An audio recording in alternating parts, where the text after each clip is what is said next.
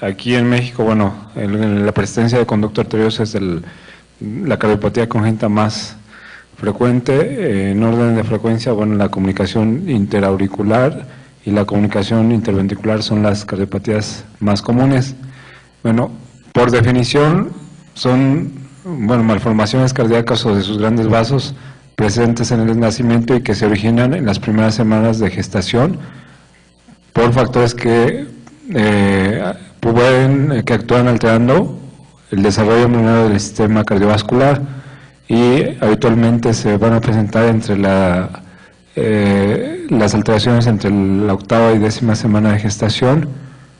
Los factores de riesgo para cardiopatía congénita, bueno, son familiares consanguíneos portadores de cardiopatía, enfermedades maternas, sobre todo, por ejemplo, diabetes, enfermedades de la colágena, exposición a fármacos, agentes infecciosos, agentes físicos, y la edad también es un factor de riesgo para tener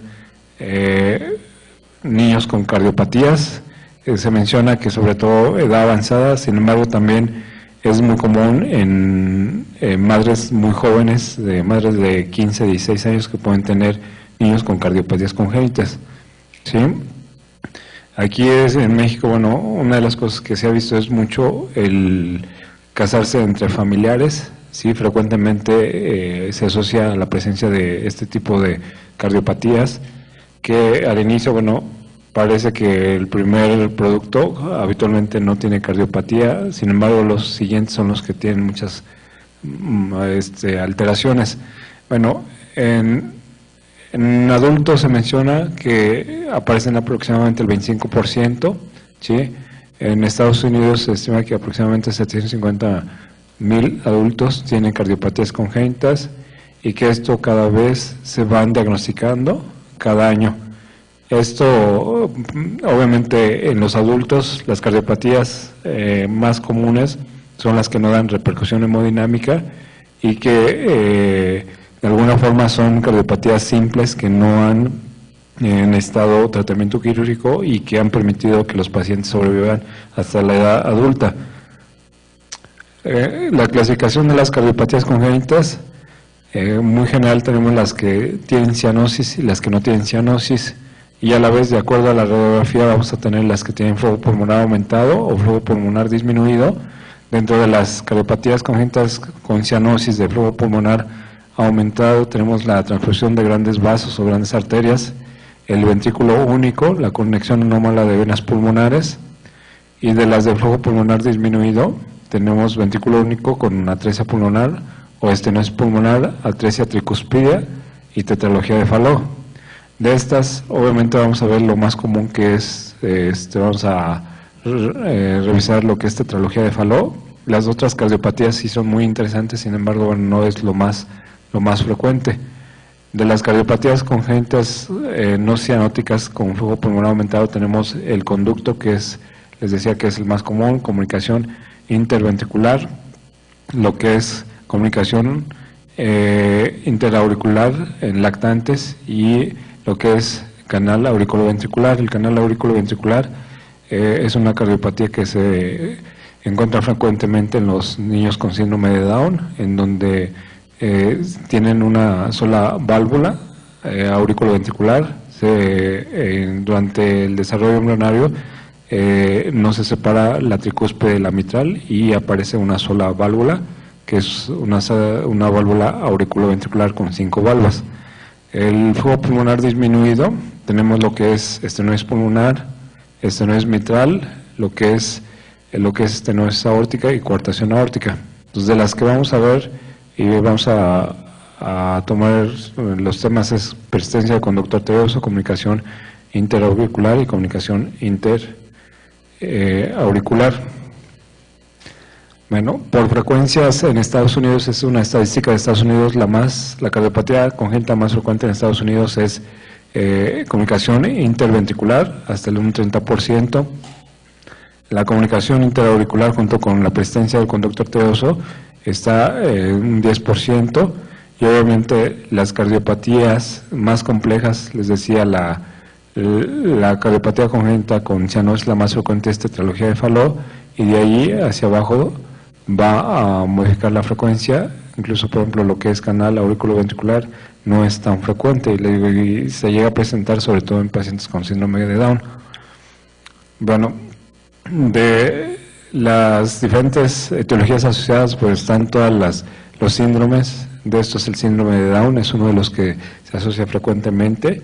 Sí, de las cardiopatías asociadas al síndrome de Down tenemos lo que es comunicación interventricular. El paciente tiene lo que es el canal tipo AB, ¿sí? Y estos frecuentemente también pueden tener comunicación interauricular y desarrollar lo que es hipertensión pulmonar. El síndrome de Turner, que se asocia mucho a lo que es presencia de conducto arterioso. El síndrome de Marfan se asocia frecuentemente a lo que es insuficiencia aórtica, insuficiencia mitral y a veces disección aórtica. Trisomía 13 se asocia mucho con comunicación interauricular y sobre todo hipertensión pulmonar. ¿Sí? Bueno, factores ambientales que contribuyen a la presencia de cardiopatías, tenemos, madres alcohólicas con drogadictas y que en algún momento hayan tomado medicamentos que favorecen la presencia de este tipo de cardiopatías, infecciones virales, ¿sí? Lo que es la rubiola, que se asocia mucho a cardiopatías congénitas, expresión a ciertas enfermedades sistémicas, lupus eritematoso. Les comentaba que, por ejemplo, el lupus se asocia mucho a lo que es bloqueo AB congénito, ¿sí? Los diabéticos, las mujeres diabéticas, los niños pueden tener cierto grado de malformaciones congénitas.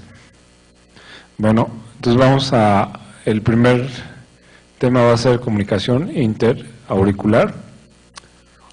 De estas, acuérdense que el fundamento principalmente es que no se va a cerrar lo que es el septum interauricular, dependiendo el tipo de localización. Vamos a decir que es una comunicación interauricular alta, mediana o baja, ¿sí? Que ahorita vamos a ver la clasificación.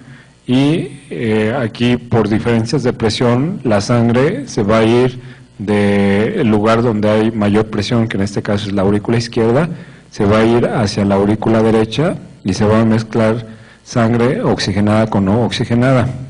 ¿Y esto qué es lo que va a provocar? Que exista una sobrecarga de volumen en la aurícula derecha, y en forma secundaria va a haber una sobrecarga de volumen hacia el ventrículo derecho, y secundariamente va a haber lo que es hiperflujo pulmonar, y a la larga van a desarrollar hipertensión pulmonar. Una vez que el paciente desarrolla hipertensión pulmonar, esto puede invertir el cortocircuito. Normalmente el cortocircuito de la comunicación interauricular es de izquierda a derecha. Sí, acuérdense que por diferencia de presión, las presiones del corazón del lado izquierdo es mucho más alta que del lado derecho, y de ahí que el cortocircuito siempre va a ser de izquierda a derecha. Cuando sucede la hipertensión pulmonar, esto va a provocar que se invierta el cortocircuito, y de ser una cardiopatía congénita sin cianosis se puede convertir a una cardiopatía congénita con cianosis, ¿sí? Y eso obviamente habla de un mal pronóstico para los pacientes. Se menciona que aproximadamente se presenta entre el 5 al 10%, y que en niños y jóvenes frecuentemente están asintomáticos, ¿sí? Y a veces es como un hallazgo el hacer el diagnóstico, ¿sí? Sí. Bueno, el tipo de comunicación interauricular tenemos lo que es la tipo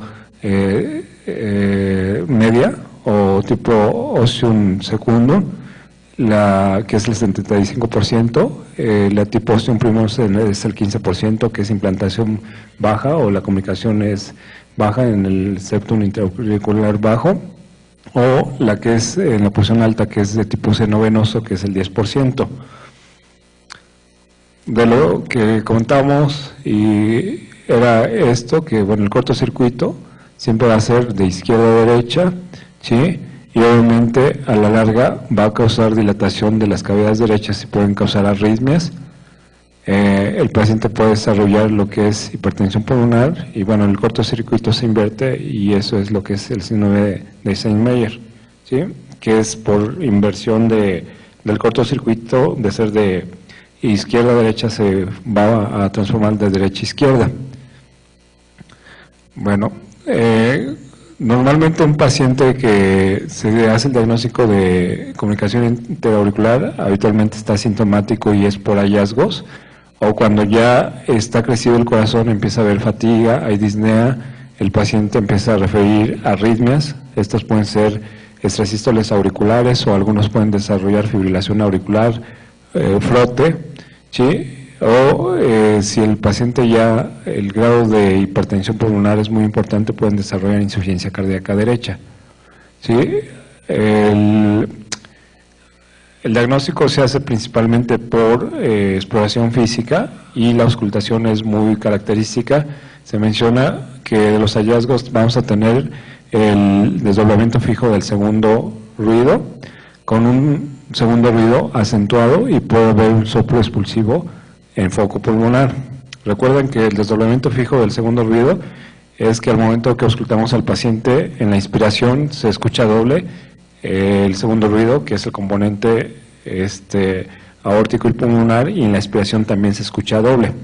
En condiciones normales, sí, no se debe de escuchar tanto en la expiración como en la expiración. Si se escucha, el diagnóstico es por comunicación interauricular.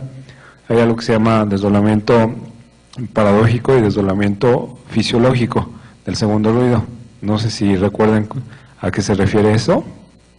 ¿Alguien me lo puede comentar? ¿A qué se refiere desdoblamiento fisiológico del segundo ruido, desdoblamiento paradójico?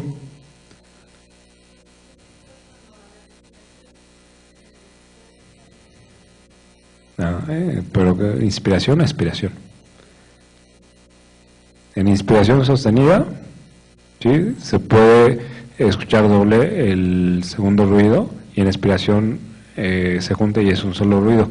Y paradójico es lo contrario, en inspiración es único y en expiración es doble. ¿Sí? Que las causas de desdoblamiento paradójico puede ser por un bloqueo de rama, ¿sí?, o por hipertensión pulmonar, o estenosis aórtica también da un desdoblamiento paradójico. Entonces acuérdense que aquí es por auscultación. Si el paciente le escuchan un sonido anormal, sobre todo el segundo ruido, traten de hacer inspiración y expiración. Si escuchan doble, lo más seguro es que pueda ser, sobre todo si es un niño pequeño o ya un adolescente, puede tener comunicación interauricular. Y ya si en forma intencionada le buscan soplo, puede tener el soplo ya sea de hiperflujo, o si ya hay crecimiento de cavidades derechas, puede ser por insuficiencia tricuspidea. Bueno, el diagnóstico, les digo, aparte de lo que es la auscultación, se va a hacer por medio de electrocardiograma. Ahí, ¿qué es lo que vamos a ver? Dependiendo qué tanto esté crecida las cavidades, vamos a ver datos de crecimiento de aurícula derecha inicialmente, vamos a tener datos de crecimiento de ventrículo derecho, sobre todo el crecimiento de ventrículo derecho va a tener sobrecarga de volumen. ¿Cómo vamos a ver la sobrecarga de volumen? En ventrículo derecho vamos a ver con datos de bloqueo incompleto de rama derecha. Si recuerdan cuando vimos sobrecarga sistólica y diastólica del ventrículo izquierdo, veíamos algunos parámetros y parece que el día de ayer con la doctora Fernández vieron en estenosis aórtica e insuficiencia aórtica cómo se ve la sobrecarga sistólica y de alguna forma la explicación que se ve en el electro cómo es. En el caso del ventrículo derecho, la sobrecarga diastólica es inicialmente con bloqueo incompleto de rama derecha. Si el paciente tiene datos de hipertensión pulmonar, puede tener ya datos de crecimiento del ventrículo derecho con sobrecarga sistólica. ¿Cómo se ve la sobrecarga sistólica en el electrocardiograma? Vamos a ver ondas R's altas, B1, B2 con T invertida, en B1, B2 incluso hasta B4. Es la diferencia. Sobrecarga diastólica es con bloqueo incompleto de rama derecha, y las sistólicas son las R's con T's invertidas. Ayer parece que la doctora comentaba en relación a la tromboembolia pulmonar. La tromboembolia pulmonar puede dar sobrecarga aguda de volumen y puede dar bloqueo incompleto de rama derecha. Otra de las cosas es que puede tener bloqueo AV de primer grado, como un dato importante de comunicación interauricular. Se menciona que el tener bloqueo AV de primer grado con un bloqueo incompleto de rama derecha, se menciona que hasta un 50-60% de los pacientes que tienen comunicación interauricular tienen este hallazgo electrocardiográfico. Además, también recuerden que el tener un bloqueo de rama también puede ser en algún momento hasta normal. Les decía que hay población, se menciona 40-60% de la población puede tener bloqueo incompleto de rama derecha y no necesariamente tiene comunicación interauricular. Entonces aquí lo que nos va a ayudar al diagnóstico es la auscultación. Y obviamente en una radiografía también vamos a tener datos de crecimiento de cavidades derechas, crecimiento de aurícula derecha, crecimiento de ventrículo derecho, y si el paciente tiene hipertensión pulmonar, vamos a tener rectificación del cono de la pulmonar, o incluso puede haber abombamiento de la pulmonar, ¿sí? Y bueno, esos son datos junto con lo clínico que nos está indicando que el paciente tiene comunicación interauricular. Bueno, el estudio que nos va a ayudar para hacer el diagnóstico va a ser el ecocardiograma. En el ecocardiograma, ¿qué vamos a ver? Vamos a ver datos de crecimiento de las cavidades derechas, vamos a medir lo que es la presión arterial, podemos hacer lo que es un eco contrastado, en donde vamos a ver el paso de contraste de cavidades derechas a cavidades izquierdas, y en el ecocardiograma podemos determinar lo que es el flujo pulmonar y el flujo sistémico. Recuerden que lo que es QP corresponde al flujo pulmonar. El volumen que llega de las cavidades derechas hacia la pulmonar debe ser semejante al volumen que sale del ventrículo izquierdo hacia la aorta. La relación de flujos normalmente debe ser de 1 a 1. Si tiene un cortocircuito, la relación de flujo se va a incrementar y el flujo pulmonar va a ser mayor que el flujo aórtico. Entonces la relación QP-QS se incrementa y es por el cortocircuito, y de hecho son criterios para que un paciente se trate, ya sea en forma por cardiología intervencionista o quirúrgicamente. Si hay duda en relación al diagnóstico, entonces se debe hacer un ecocardiograma transesofágico, en donde vamos a ver y medir exactamente cómo está el defecto, cómo están las diferentes estructuras, y esto también nos va a ayudar para determinar si es quirúrgico o es solamente tratamiento a través de cirugía. Bueno, este es un estudio eco contrastado, en donde lo que se va a aplicar, se hace una solución con Hemacel, se le pone un poco de aire, se agita, ¿sí? Y se va a aplicar. Entonces vemos, bueno, aquí es ventrículo, lado derecho, vean, aquí está bien, y aquí, ahorita que se vuelve a repetir, vamos a ver, aquí se observa el defecto y van a ver que va a ir pasando, pasa y llena totalmente el ventrículo izquierdo. Obviamente es un estudio en el cual se hace el diagnóstico, ¿sí? Que sí existe la comunicación, normalmente no debe pasar nada de estas burbujas, ¿sí? Y aquí observamos cómo pasa gran cantidad y se llena totalmente las cavidades del lado izquierdo. De hecho, este es un paciente que ya está operado y el problema es de que el parche que le pusieron estaba desprendido, ¿sí? Y bueno, obviamente el tratamiento es nuevamente quirúrgico para reparar otra vez el parche, ¿sí? Bueno, entonces el tratamiento va enfocado a los síntomas que tenga el paciente. Si el paciente tiene insuficiencia cardíaca, hay que dar manejo para insuficiencia cardíaca. Si tiene alguna arritmia, también se debe dar antiarrítmicos, ¿sí? Una de las cosas que frecuentemente suele suceder es que, sobre todo en paciente joven, puede tener embolismos paradójicos si tienen eventos vasculares cerebrales. Entonces, si el paciente tiene un evento vascular cerebral y se demuestra que tiene este defecto, se debe de anticoagular.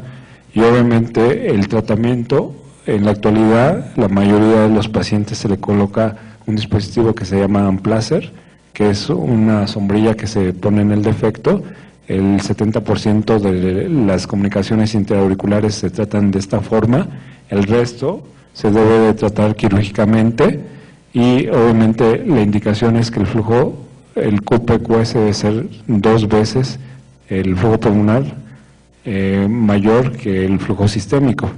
Y obviamente la historia de eventos vasculares cerebrales es una indicación para tratamiento quirúrgico o cierre del defecto.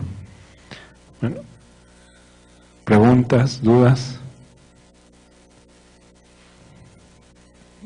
¿No? ¿Claro, sencillo o voy muy rápido? ¿Sí? ¿El cálculo de qué, perdón?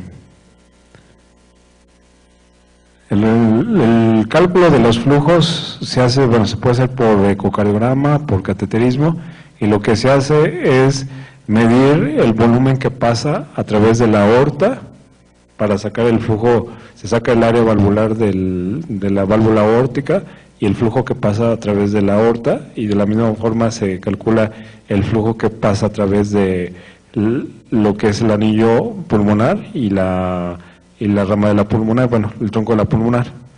Entonces, por fisiopatología, bueno, la cantidad de flujo hacia la pulmonar debe ser mayor, ¿sí?, por el cortocircuito en relación a lo que es el flujo que va hacia la aorta.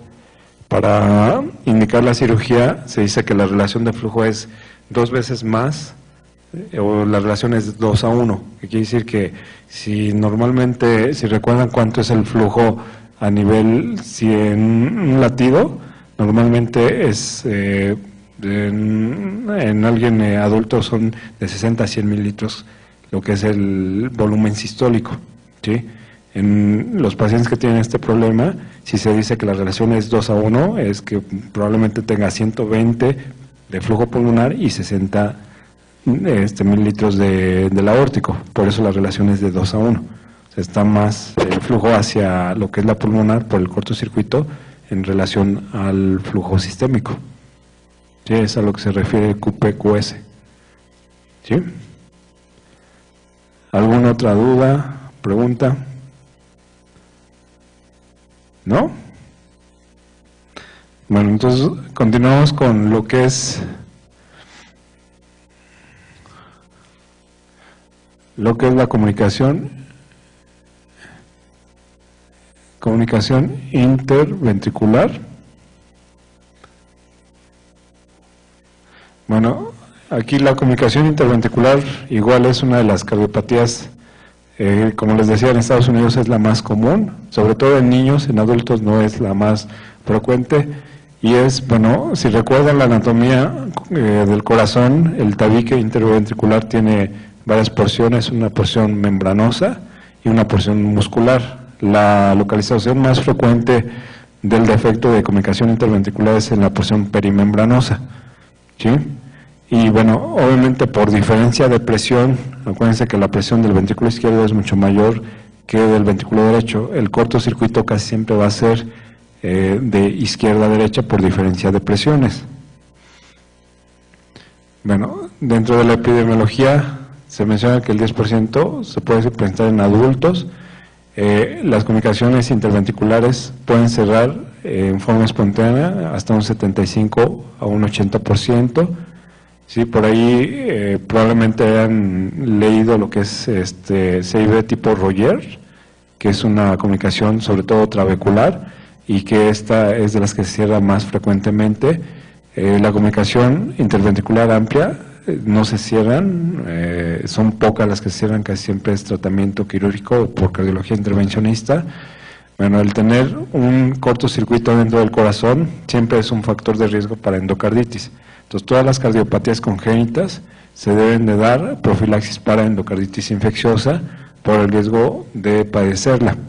Y bueno, el cortocircuito, les digo, siempre es de izquierda a derecha, pero cuando ya hay hipertensión pulmonar, obviamente se invierte el cortocircuito y es la misma fisiopatología de la enfermedad de Eisenmenger, el síndrome de Eisenmenger, que el cortocircuito se invierte y de ser una cardiopatía congénita sin cianosis se vuelve cianótica. Ahora La clasificación de las comunicaciones interventriculares, la más frecuente es la perimembranosa, ¿sí?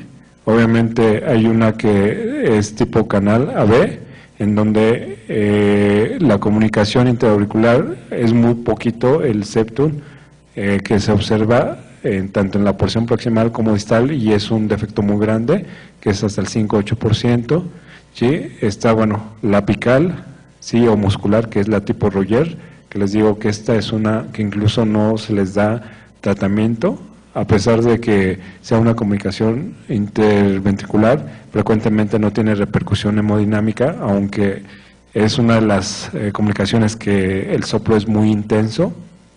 Sin embargo, les digo, frecuentemente es pura vigilancia y no se les da tratamiento. Y bueno, otro tipo de localización es a nivel subaórtico. Las lesiones asociadas pueden ser insuficiencia aórtica o puedas obtener estenosis aórtica. Con la continuidad que tiene el tabique interventricular con la válvula aórtica, hace que en ocasiones la valva, una de las válvulas de la aorta, prolapse y tenga insuficiencia asociada por la velocidad de flujo que tiene tan importante del ventrículo izquierdo hacia el ventrículo derecho. Bueno, de la fisiopatología, pues realmente va a depender del tamaño del defecto. Si es un defecto pequeño, como es una comunicación interventricular tipo Royer, el cortocircuito sí es igual de izquierda a derecha, pero habitualmente no tiene repercusión hemodinámica y no hay crecimiento de ventrículo derecho. Si el defecto es más grande, obviamente va a haber datos de crecimiento del lado derecho del corazón con hiperflujo pulmonar, hipertensión pulmonar, ¿sí? Y esto obviamente, dependiendo del defecto, va a tener también manifestaciones clínicas. Si es una CIB pequeña, habitualmente el niño es asintomático, no tiene problemas en el desarrollo y solamente se observa el soplo. Si es una CIB de tamaño medio y con un cortocircuito moderado, puede tener datos de insuficiencia cardíaca, puede tener datos de retraso en el crecimiento, infecciones de vías respiratorias frecuentes y así como fatiga y sudoración mientras comen. Ahora, en los niños, recuerden que los datos de insuficiencia cardíaca, como síntomas principalmente, refieren las mamás que los niños, cuando les dan leche o les dan pecho, los niños se fatigan fácilmente. Son niños que están muy irritables, tienen frecuentemente diaforesis, son niños muy irritables, son niños que no ganan peso. Entonces, sobre todo cuando son una comunicación interventricular grande, el paciente a veces tiene 2 años y el peso del niño parece como si fuera de 1 año, ¿sí? Entonces son niños que tienen desnutrición importante y son niños que se la pasan llore, y obviamente la mamá, para que no llore, lo más fácil es que le da pecho, le da mamila, y obviamente el manejo de un paciente con insuficiencia cardíaca, un niño con estos problemas, el manejo es igual que en el adulto, se debe de restringir los líquidos, pero la mamá, por la desesperación de que el niño siempre está llore y llore, ellas piensan que es porque tienen hambre y le están dando mamila, y cada vez es más la insuficiencia cardíaca. Entonces ahí sí, y obviamente el tener insuficiencia cardíaca favorece a que los niños frecuentemente tengan bronquitis, neumonía y se la pasen en el hospital. Bueno, en el adulto, pues, al menos que sea una comunicación interventricular muy importante con datos de crecimiento del corazón, entonces va a tener disnea. Si es una CIB, les decía, tipo Royer, habitualmente nada más es el soplo y están asintomáticos, ¿sí? Y bueno, obviamente la sintomatología va a depender mucho la repercusión que tenga a nivel pulmonar. Dentro de los hallazgos en la exploración física, lo más importante es el soplo. Acuérdense que el soplo, en este caso, es un soplo que se le dice holosistólico, el cual va a, dependiendo del diámetro de la comunicación, entre mayor sea la comunicación, el soplo es de menor intensidad. Si el soplo es muy pequeñito, el sonido es más fuerte.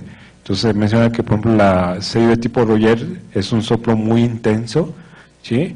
y que no es porque esté muy mal, simplemente por ser un defecto pequeño, la diferencia de presión sistólica del ventrículo izquierdo en relación al derecho hace que el sonido sea de mayor intensidad. Si la comunicación es muy amplia, la diferencia de presión entre el ventrículo izquierdo y el derecho es menor y la intensidad del soplo es más bajo, ¿sí? Entonces por eso dice que el soplo va a depender de la intensidad y obviamente depende de la diferencia de presiones entre las cavidades. Cuando se llega a palpar el soplo, que es el frémito, el trill, les digo, habla más que todo de la intensidad. El segundo ruido se menciona que puede ser único o estar acentuado. Ahora, las irradiaciones que va a tener el soplo se dice que es una irradiación en barra, ¿sí? ¿Que eso a qué se refiere? Que si se escucha del lado derecho quinto espacio, si vamos moviendo lo que es el estetoscopio, la intensidad va a ser muy semejante a nivel del quinto espacio en diferente posición. Es a lo que se refiere que tiene una irradiación en barra. Ahora, los estudios de gabinete que vamos a hacer va a ser un electrocardiograma. En el electrocardiograma que vamos a ver, por lo que vimos de la fisiopatología, va a tener datos de crecimiento del ventrículo derecho, ¿sí? El crecimiento del ventrículo derecho va a depender qué tanto esté crecido y qué tanto sea el cortocircuito, ¿sí? De entrada se menciona que puede tener bloqueo incompleto de rama derecha, ¿sí? Después puede avanzar, y esto ya sea que sea un bloqueo completo de rama derecha o datos importantes de crecimiento del ventrículo derecho con sobrecarga inicialmente de volumen y posteriormente de presión, sobre todo por la hipertensión pulmonar que desarrollan por el hiperflujo. Sí, y ocasionalmente si el paciente ya invirtió el cortocircuito, entonces empieza a ver datos de crecimiento del ventrículo izquierdo, ¿sí? Incluyendo hasta bloqueo de rama izquierda. En la radiografía vamos a ver cierto grado de cardiomegalia a expensas de cavidades derechas, sobre todo ventrículo derecho. Vamos a tener un movimiento de la pulmonar y el flujo pulmonar va a estar acentuado. El ecocardiograma es lo que nos va a hacer el diagnóstico. Ahí vamos a ver en qué localización está la comunicación interventricular, el tamaño de la comunicación interventricular, si existe dilatación de cavidades derechas y medir la presión pulmonar. Y de acuerdo a eso, bueno, el cateterismo va a confirmar el diagnóstico. La finalidad del cateterismo es ver cómo está la presión pulmonar y ver si se puede hacer un tratamiento correctivo por cardiología intervencionista, que es igual colocando el Amplacer, si es que es factible por el tamaño del defecto, y en caso de que no, el tratamiento ya es quirúrgico, se coloca un parche y se cierra el defecto. Obviamente, antes de esto, si el paciente tiene datos de insuficiencia cardíaca, hay que dar tratamiento para la insuficiencia cardíaca, ¿sí? Tanto la comunicación intraauricular, comunicación interventricular y el conducto arterioso son de las cardiopatías que, si se tratan a tiempo, el tratamiento es correctivo y es definitivo. Son cardiopatías que se curan, ¿sí? A diferencia de muchas de las cardiopatías complejas. Muchos de los tratamientos en cardiopatías complejas son nada más paliativos, no son curativos. En el caso de cuando son aisladas este tipo de cardiopatías,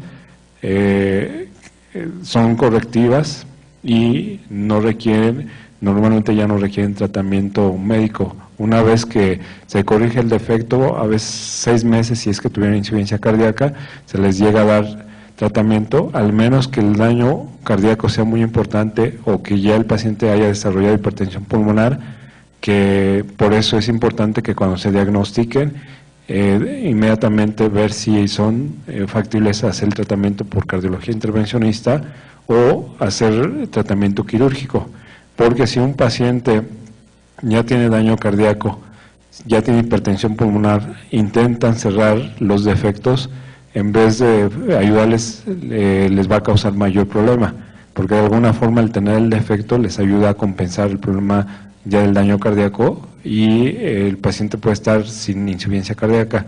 Una vez que cierran estos defectos, si ya tiene hipertensión pulmonar, el riesgo de insuficiencia cardíaca es mucho mayor y obviamente lo que conlleva tener una insuficiencia cardíaca crónica. Y la mayoría de ellos, bueno, aparte que desarrollan enfermedades en Meyer, pues tienen muerte súbita por arritmias. Bueno, ¿dudas, preguntas? ¿No?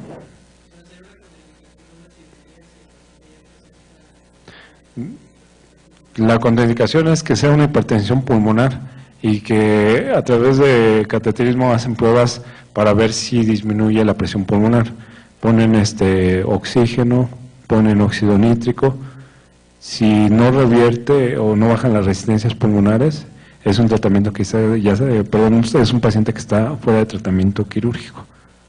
¿Sí? Por eso cuando alguien se diagnostica un soplo y no se hace nada, que eso es muy común en la gente joven, de que por ahí tienen un soplo, nunca se estudiaron o saben que tienen este problema y como no se sienten mal, pues nunca aceptan que se les haga algún procedimiento. Cuando ya empiezan a tener manifestaciones que normalmente son de insuficiencia cardíaca, es porque la presión pulmonar ya incrementó.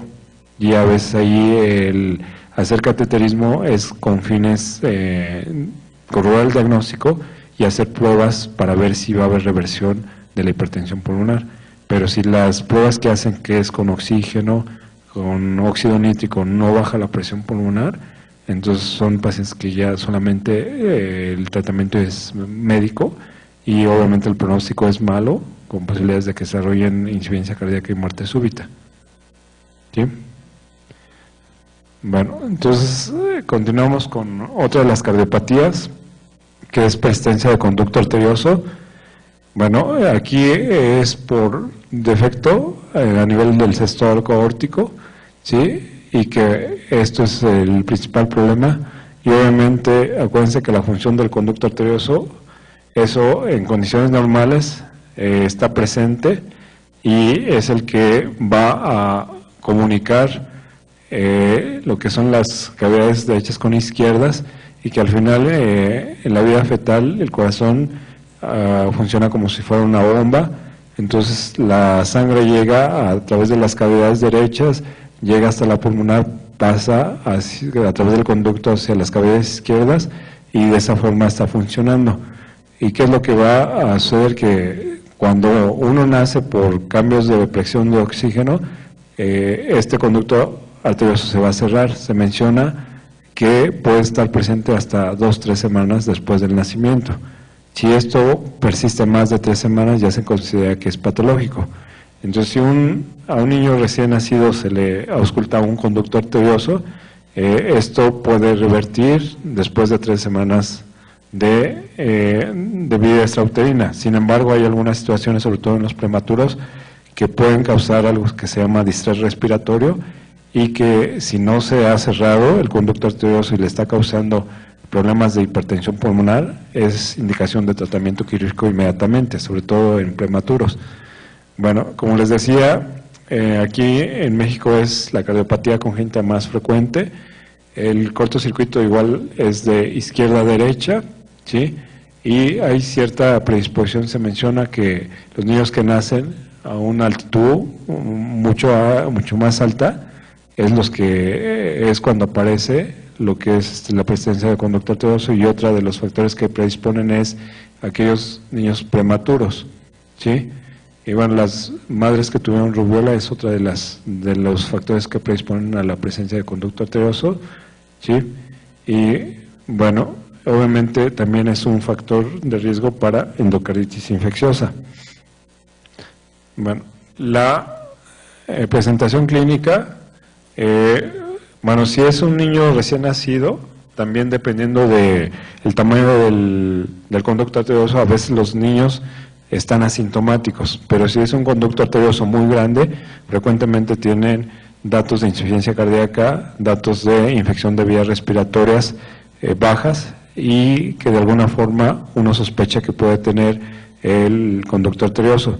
Pero si un conducto arterioso está asociado a otro tipo de cardiopatía congénita compleja, hay que tener cuidado, porque el conducto arterioso puede servir como una vía de salida, sobre todo, por ejemplo, cuando tienen lo que es ventrículo único, lo que es atresia pulmonar, lo que es atresia tricuspidia. Muchos de las cardiopatías congénitas, el tener conducto arterioso son lo que permite que los niños estén vivos. Al momento que se cierra el conducto arterioso, el paciente se puede poner muy mal e incluso puede tener muerte. De ahí que es importante que cuando un niño recién nacido tenga cianosis, hay que tener cuidado en utilizar oxígeno. Recuerden que el oxígeno en algún momento favorece a que se cierre el conducto arterioso. Si el niño tiene cianosis y si tiene una cardiopatía congénita compleja, al momento que se le coloca oxígeno, el riesgo es de que se obstruya el conducto arterioso y el niño pueda tener muerte. Entonces sí hay que tener mucho cuidado en los niños que tengan cianosis. Si tiene conducto arterioso hay que investigar si hay alguna cardiopatía asociada. Si el conducto arterioso es solo, no hay problema en utilizar oxígeno. Como les decía, los signos y síntomas va a depender del tamaño y obviamente si es un conducto arterioso que se diagnostica en preescolares y escolares, habitualmente están asintomáticos y llegaron a cierta edad y no tienen ninguna repercusión hemodinámica. Cuando empieza a haber datos de insuficiencia cardíaca es porque le está afectando y esta afectación principalmente es hacia cavidades izquierdas. A la exploración física lo más característico es que va a tener un soplo, a diferencia de lo que es la comunicación interventricular. Aquí es un soplo continuo, ¿sí? Este soplo es áspero, ¿sí? Se puede localizar a nivel infraescapular, ¿sí? O a nivel del foco pulmonar. Se menciona que es un soplo que antiguamente le llamaban soplo en máquina de vapor o un soplo de Gibson, ¿sí? Y que es obviamente no se modifica ni con la respiración ni con cambios de posición, es un soplo ahí que lo tienen fijo. Otra de las características importantes es que es de las cardiopatías que tienen pulsos amplios. Entonces, una vez que ausculten el soplo, hay que tocar los pulsos. Si los pulsos son amplios y tiene este tipo de soplo, probablemente sea el conducto arterioso. Y si el paciente está desarrollando hipertensión pulmonar, se menciona que el componente pulmonar del segundo ruido se puede acentuar, ¿sí? Si el paciente no tiene hipertensión pulmonar, habitualmente el segundo ruido es normal. Ahora, por la fisiopatología, aquí a diferencia de la comunicación interauricular y la comunicación interventricular, el conducto arterioso lo que va a hacer, va a incrementar o va a hacer que crezcan las cavidades del lado izquierdo. ¿Cuál es la explicación? El tener el conducto arterioso, recuerden que la presión de la aorta es mucho mayor que la pulmonar, entonces la sangre se va a ir de la aorta hacia la pulmonar y esto va a causar que la cantidad de volumen que llega hacia la pulmonar va a ser mayor y hacia los pulmones. Entonces esa cantidad de sangre que está llegando va a llegar hacia la aurícula izquierda, ¿sí? Por la circulación menor, y va a hacer que crezca inicialmente la aurícula izquierda y posteriormente va a crecer el ventrículo izquierdo. El paciente puede desarrollar hipertensión pulmonar por el hiperflujo, por el cortocircuito. Si ya hay una hipertensión pulmonar importante, entonces va a crecer posteriormente el ventrículo derecho y posteriormente la aurícula derecha y desarrollar insuficiencia cardíaca derecha. Pero a diferencia de las dos cardiopatías previas, donde crecen las cavidades del lado derecho, esta va a crecer las cavidades del lado izquierdo. El crecimiento que va a tener va a ser sobre todo por sobrecarga de volumen.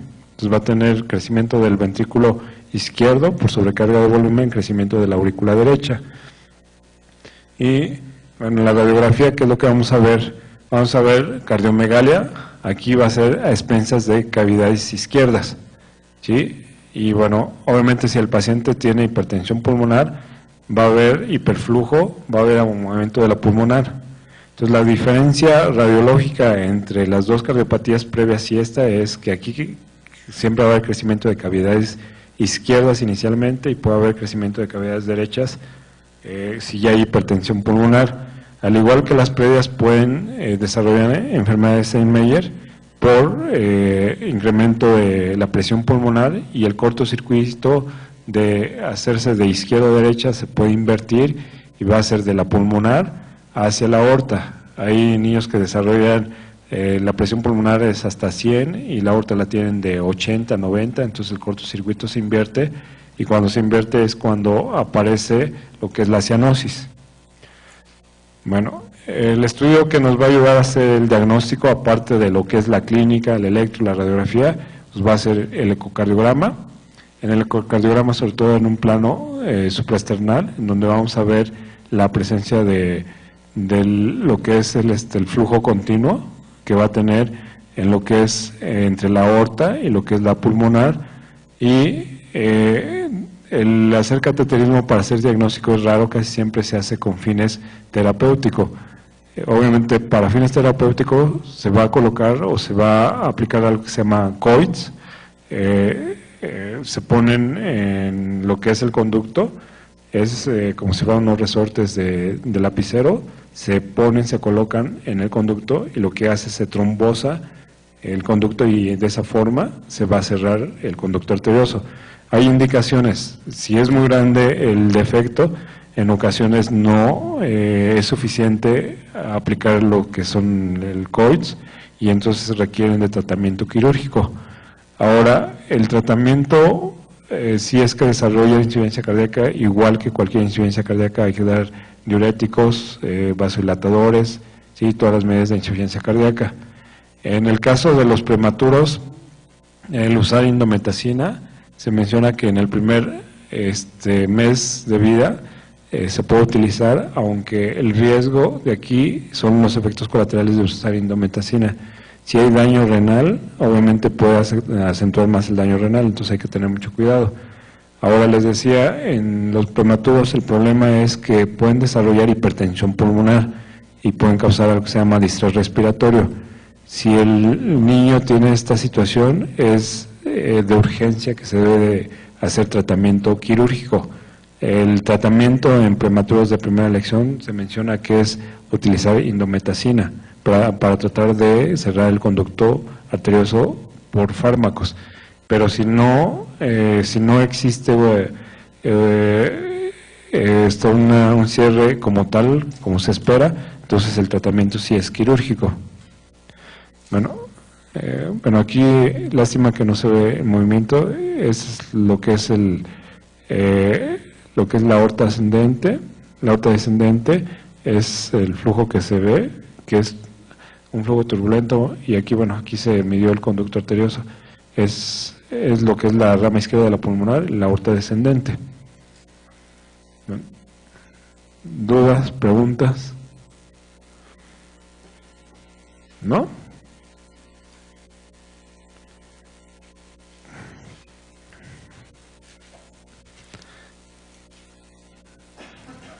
¿Alguna duda, alguna pregunta? Bueno, entonces vamos a continuar. Bueno, ya de lo que son las cardiopatías congénitas acionógenas, esas son las más comunes. No hay otra que no es común, sin embargo, nada más para comentar lo que es la coartación aórtica. Acuérdense que el hacer el diagnóstico de coartación aórtica se va a sospechar cuando hay hipertensión. Sí, que a veces se sospecha, sobre todo en gente joven. Aquí el síntoma principal van a ser los síntomas de hipertensión. Normalmente la gente joven puede tener presiones de 90, 60, 160. Entonces, cuando se hace el diagnóstico es porque son hipertensiones muy altas. A la vez que se hace el diagnóstico de hipertensión, se trata de buscar alguna causa. Ahí los maestros que yo tenía decían que siempre, tanto el conducto arterioso como la coartación, el diagnóstico se hace tocando el pulso.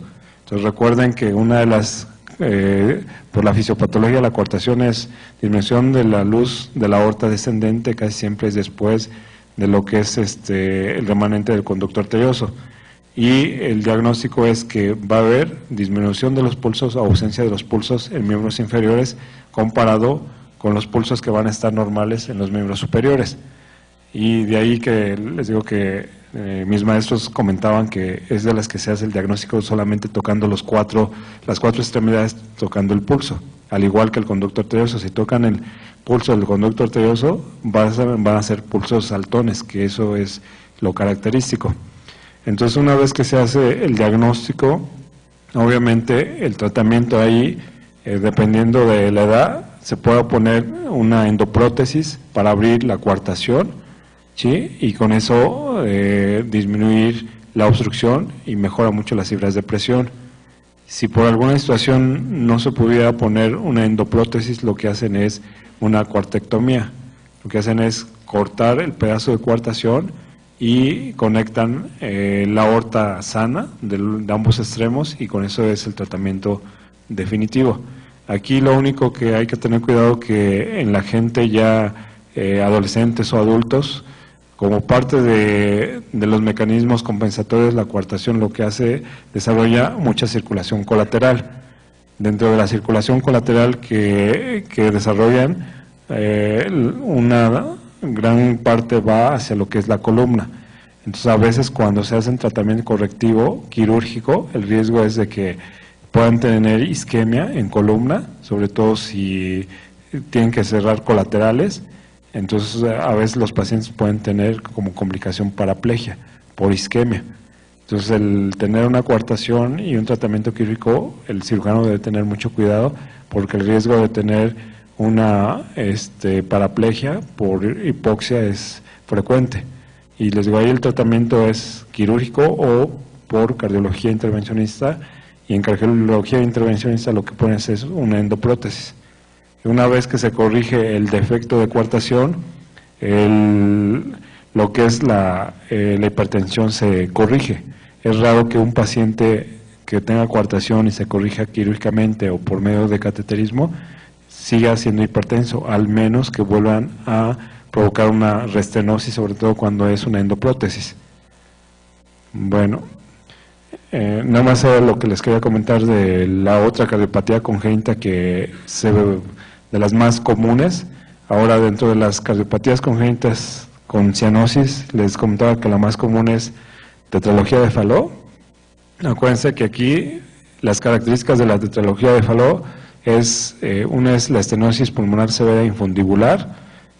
Van a tener una comunicación interventricular amplia, va a tener lo que es acabalgamiento de la aorta y la hipertrofia del ventrículo derecho.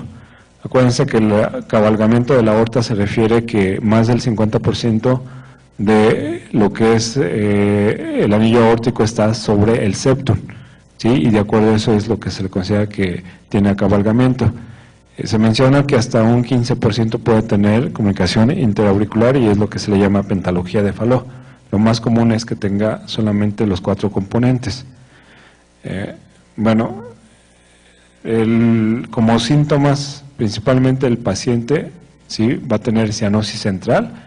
El paciente puede tener 2 empalillos de tambor y tiene poliglobulia. Aquí lo interesante es la fisiopatología.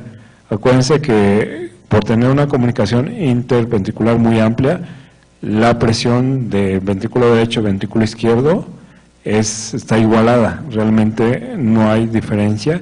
De ahí que el cortocircuito sea bidireccional y que la sangre se está mezclando, la oxigenada con la no oxigenada.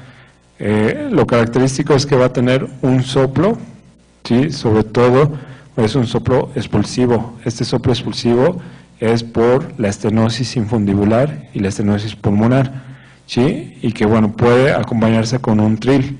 Una de las características que tiene los pacientes con tetralogía de Fallot es que el arco aórtico normalmente, recuerden que está hacia el lado izquierdo, en ellos tienen arco aórtico derecho. Entonces, las características radiológicas que vamos a tener principalmente es el arco aórtico a la derecha, es ausencia de la convexidad pulmonar. Se dice que la rotación del apes cardíaco es de tal forma que da una imagen de zapato sueco. Se dice que el escabamiento de la pulmonar es muy importante por la estenosis.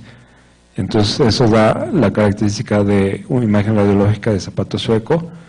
En el electrocardiograma vamos a tener datos de crecimiento del ventrículo derecho y podemos tener bloqueo incompleto de rama derecha, ¿sí? Aquí una de las cosas importantes, sobre todo cuando se va a hacer tratamiento correctivo, se menciona que los niños con tetralogía de Fallot pueden tener nacimiento anómalo de la coronaria derecha, y como tratamiento quirúrgico correctivo lo que hacen es tratar de la hipertrofia del infundíbulo, tratan de quitar esa hipertrofia y pueden lesionar la coronaria derecha y pueden presentar infarto perioperatorio. El diagnóstico se hace por ecocardiograma, donde vamos a buscar todas las características que es la comunicación interventricular, la estenosis infundibular, lo que es el cabalgamiento de la aorta, ¿sí? Que realmente son los hallazgos ecocardiográficos. Si hubiera alguna duda, obviamente se hace eco transesofágico, y lo que sí en ellos forzosamente se hace cateterismo para ver el tipo de anatomía que tiene tanto las coronarias como toda esta malformación, ya que dependiendo de eso, el tratamiento va a ser el quirúrgico correctivo.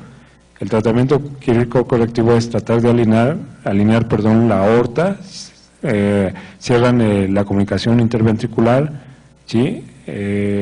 Y obviamente van a quitar lo que es la hipertrofia infundibular y a veces hacen plastía de la pulmonar. El problema de ellos es que como la anatomía no es muy adecuada, a veces necesitan usar parches de pericardio. El parche de pericardio a la larga se calcifica y puede ser el origen de muchas arritmias.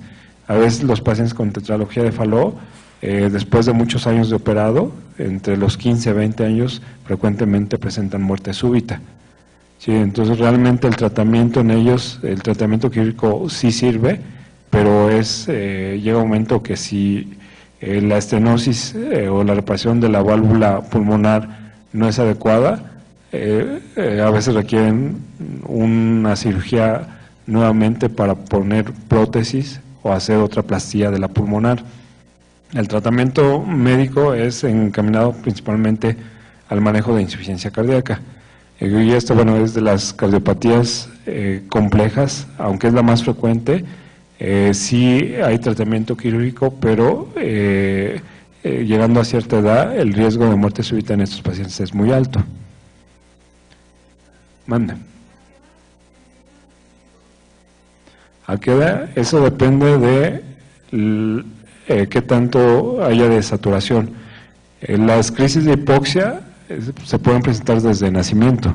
Si el conducto arterioso es, en el caso de ellos, frecuentemente tienen conducto arterioso